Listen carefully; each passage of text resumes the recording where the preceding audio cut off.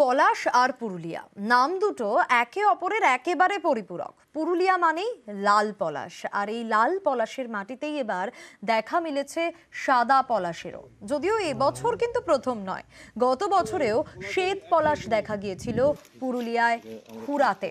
তবে আদৌ সেটা শ্বেত পলাশ কিনা তা নিয়ে নানা বিতর্কও তৈরি হয়।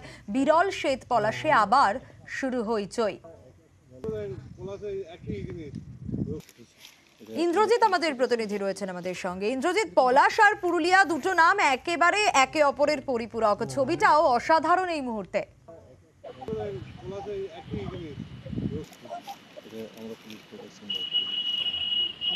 ইন্দ্রজিৎ, শোনা যাচ্ছে?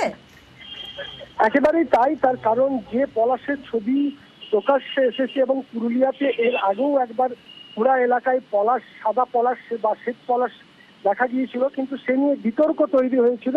তবে এবার যে একেবারেই কেন্দা এলাকাতে যে পলাশ পাওয়া গেছে, শ্বেত পলাশ, তা নিয়ে হইচই শুরু হয়েছে। যদিও নির্বাচনের সময় বিভিন্ন রং নিয়ে রাজনৈতিক লড়াই চলছে, তবুও এই পলাশ নিয়ে হইচই সব থেকে বেশি। তার কারণ তুমি বুঝতেই পারছো যে পলাশের সময় এবং পলাশ দেখতে পর্যটকেরা ভিড় জমায়, বিশেষ করে লাল পলাশে ভরে যায় গোটা পুরুলিয়া।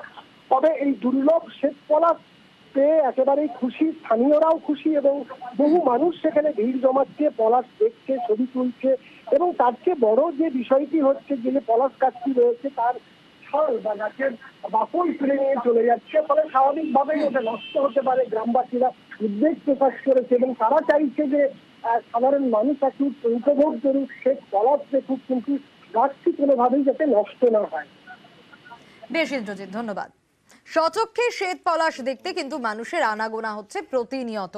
কেউ তুলে নিয়ে যাচ্ছেন গাছের ফুল, কেউ আবার গাছের ডালও, কেউ আবার ক্যামেরা বন্দি করছেন বিরল এই শ্বেত পলাশ। শ্বেত পলাশ গাছেই থাক, কেউ যেন নষ্ট না করে দেয়, চাইছেন গ্রামবাসীরা। বাপ আমরা তো আর দেখো ঘরে থেকে আমরা তো আর মাঠে রাইতে বাইরে যাবো নাই বলো। দেখো আমাদের গরিব মানুষ, কাটি খাওয়া মানুষ ঘুমান যাবে বলো। তো সেই এবার কে কাটি দিলে কি করে জানবে। কি চাইছেন আপনারা এখন? কোনো বাগান ছেলে হোক কি কেউ ওষুধপাতি করতে যে কোনো একটা লেগেছে। গাছ কাটার চেষ্টা করুন। হ্যাঁ, কি এর গাছটা কি নষ্ট হয়ে যাচ্ছে নাকি? গাছটা নষ্ট মানে তোমার ওই ছালটা ইয়া হয়ে যাচ্ছে। হুম।